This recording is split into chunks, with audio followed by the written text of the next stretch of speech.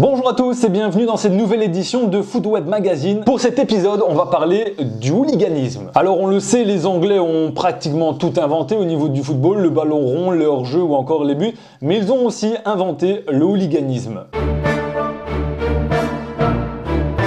Il faut savoir que la violence dans les stades de football existe depuis que ce sport est organisé. Alors les premiers signes de manifestation ont été quelques éclatements contre les autorités ou alors les arbitres. Mais c'est vraiment à partir de 1960 qu'il y a eu une croissance importante du côté des supporters anglais. Le terme hooligan est apparu en Grande-Bretagne il y a plus ou moins un siècle. D'après certains chercheurs, le terme hooligan ferait référence à un certain Patrick Hooligan, un Irlandais ivrogne, souvent impliqué dans des bagarres. Cependant, bien sûr, il existe d'autres théories à propos de la signification du terme hooligan. En Grande-Bretagne, il y avait aussi une famille du XXe siècle qui portait le nom hooligan et qui menait un train de vie sauvage et violent. Le terme hooligan est donc ensuite repris dans les colonnes du journal le Daily News. Il relate les méfaits d'un gang qui s'appelle les Hooligan Boys. Il faut savoir que cette tendance s'est répartie un peu partout en Europe, mais principalement en Italie, aux Pays-Bas et en Allemagne. Dans la première moitié des années 70, la majorité des clubs avaient des groupes extrémistes qui aimaient se confronter aux autres groupes d'autres clubs. Les équipes produisent des adhérences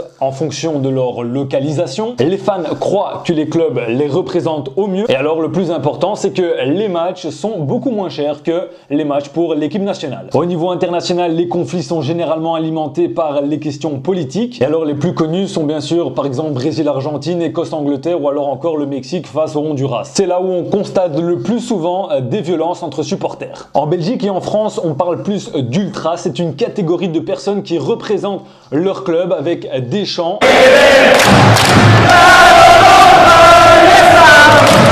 et qui assistent généralement à toutes les rencontres. De nos jours, les hooligans sont toujours aussi présents, qu'ils soient dans les stades ou en dehors. L'envie est toujours la même, de gâcher la rencontre avec des affrontements qui généralement génèrent beaucoup de blessés et à certains moments des décès. Le hooliganisme doit être en effet combattu, cerné, par conséquent mieux étudié. On l'a remarqué depuis quelques années, les clubs équipent leurs gradins de caméras pour retrouver les fauteurs de troubles, mais une solution qui pour ma part n'est pas encore assez suffisante. Foot Web Magazine touche à sa fin, j'espère que cet épisode vous a plu, n'hésitez pas à vous abonner et à la prochaine.